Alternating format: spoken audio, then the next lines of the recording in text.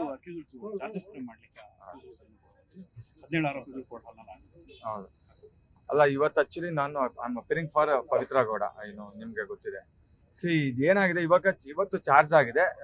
Trial ನ date ನ fix ಮಾಡೋದಕ್ಕೆ ಅಂತ 10/11 ಡೇಟ್ ಕೊಟ್ಟಿದ್ದಾರೆ. ಸೊ ಟ್ರಯಲ್ ಯಾವಾಗ ಫಿಕ್ಸ್ ಆಗುತ್ತೋ ನೋಡೋಣ. ಅದಾದ್ಮೇಲೆ ಪ್ರತಿಯೊಂದು ಡೇಟ್ ಅಲ್ಲೂ ವಿಟ್ನೆಸ್ ಬರ್ತಾರೆ, ಅದ್ರ ಪರ ಕ್ರಾಸ್ ಎಕ್ಸಾಮಿನೇಷನ್ ನಡೀತಾ ಹೋಗುತ್ತೆ. ನನ್ಗೇನಂದ್ರೆ ಇದೊಂಥರ ಈ ಕೇಸನ್ನ ಒಂಥರ ಸ್ಪೆಷಲ್ ಆಗಿ ಟ್ರೀಟ್ ಮಾಡಬಾರ್ದು. ಇದು ಎಲ್ಲಾ ಕೇಸ್ ತರನೇ, ಇದು ಒಂದು ನಾರ್ಮಲ್ ಕೇಸ್ ಅಷ್ಟೇ.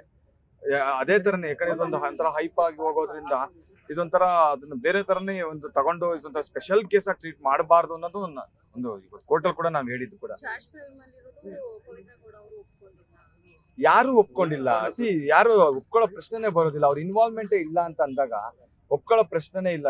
ಏನಾಗಿದೆ, ಎಲ್ಲಾ ಕೇಸಲ್ಲೂ ಪೊಲೀಸ್ನವ್ರು ಇನ್ವೆಸ್ಟಿಗೇಷನ್ ಮಾಡೋದೆಲ್ಲ ರೈಟ್ ಅಂತ ಅರ್ಥ ಅಲ್ಲ. ಈಗ ನೀವೇ ನೋಡ್ದಂಗೆ ಯಾವ ಕೇಸಲ್ಲಿ ತಾನೇ ಚಾರ್ಜ್ ಶೀಟ್ಗಳನ್ನ ಆತರ ಗ್ರಂಥಗಳು ಮಾಡ್ದಂಗೆ ಮಾಡಿದ್ದಾರೆ. ಇದೊಂದು ಕೇಸಲ್ಲಿ ಮಾತ್ರ ಅಷ್ಟು ಪರ್ಟಿಕ್ಯುಲರ್ ಆಗಿ ಒಂಥರ ಮಹಾಭಾರತ ರಾಮಾಯಣ ಒಂಥರ ಇದನ್ ಮಾಡ್ದಂಗೆ ಗ್ರಂಥಗಳು ಮಾಡ್ತಾರಲ್ಲ ಆತರ ದೊಡ್ಡ ಅಲ್ಲ, ಏನಿಲ್ಲ, ಒಂದು ಕಲೆಕ್ಟಿವ್ ಆಗಿ ಹೋಗ್ಬೇಕು ಅನ್ನೋದು. ಯಾಕಂದ್ರೆ ಅಲ್ಲಿ ಎಲ್ಲ ಇನ್ನೋಸೆಂಟ್ಸ್ ಇದ್ದಾರೆ. ಅವ್ರಿಗೆ ಇಲ್ಲಿ ಏನ್ ನಡೆದಿದೆ, ಎಷ್ಟೋ ಜನಕ್ಕೆ ಈ ಕೇಸಲ್ಲಿ 17 ಜನದಲ್ಲಿ ಎಷ್ಟೋ ಜನಕ್ಕೆ ಈ ಕೇಸಲ್ಲಿ ಯಾಕೆ ಅಕ್ಯೂಸ್ ಆಗಿ ಬಂದಿದ್ದೀನಿ ಅನ್ನೋದೇ ಎಷ್ಟೋ ಜನಕ್ಕೆ ಗೊತ್ತಿಲ್ಲ. ಅದು ಮೇಲ್ನೋಟಿಗೆ ಹೆಂಗ್ ಕಾಣುತ್ತೆ ಅಂದ್ರೆ ಇನ್ವಾಲ್ವ್ಮೆಂಟ್ ಅವ್ರದ್ದು ಇರೋದಕ್ಕೆ ತಾನೇ ಇವರೆಲ್ಲ ಅಕ್ಯೂಸ್ ಬಂದಿದ್ದಾರೆ, ಹಂಗಾರೆ ಪೊಲೀಸ್ನವರೆಲ್ಲ ಹಂಗ ಸುಮ್ನೆ ಆಗ್ತಾರ ಅಂತ. ಟೈಮ್ಸ್ ಸುಮ್ನೆ ಆಗ್ತಾರೆ. ಅವರು ಪೊಲೀಸ್ನವರು ಕೂಡ ಕೆಲವೊಂದು ಇದರಲ್ಲಿ ಸೇರ್ಸಿದ್ದಾರೆ. ಇವ್ ದರ್ಶನ್ ಆ ಮಟ್ಟಕ್ಕೆ ಪಾಪ ಅವ್ರನ್ನ ಟಾರ್ಗೆಟ್ ಮಾಡಿ ಇಷ್ಟೆಲ್ಲ ತೊಂದರೆ ಮಾಡೋದು. ಅದರಿಂದ ಬಹಳ ಬೇರೆ ಬೇರೆ ಮೋಟಿವೇಶನ್ಸ್ ಗಳು ಇರ್ತದೆ. ಪೊಲಿಟಿಕಲಿ ಮೋಟಿವೇಶನ್ಸ್ ಇರುತ್ತೆ.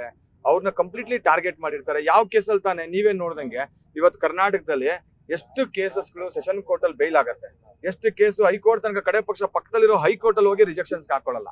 ಅಂತದ್ರಲ್ಲಿ ಇದೊಂದು ಕೇಸನ್ನು ಮಾತ್ರ ಪರ್ಟಿಕ್ಯುಲರ್ ಸುಪ್ರೀಂ ಕೋರ್ಟ್ಗೆ ಹೋಗಿ ರಿಜೆಕ್ಷನ್ ಹಾಕೊಂಡು ತುಂಬಾ ಟಾಪ್ ಮೋಸ್ಟ್ ಲಾಯರ್ನ ಎಂಗೇಜ್ ಮಾಡಿ ಅದಕ್ಕೆ ಗೌರ್ಮೆಂಟ್ ಬೇರ್ ಮಾಡಿ ಇಷ್ಟೆಲ್ಲ ಮಾಡ್ತಾರೆ ಅಂದ್ರೆ ಈ ಕೇಸಲ್ಲಿ ಒಂಥರ ಸ್ಪೆಷಲ್ ಇಂಟ್ರೆಸ್ಟ್ ಇಟ್ಕೊಂತಾನೆ ಮಾಡ್ತಾ ಇದ್ದಾರೆ.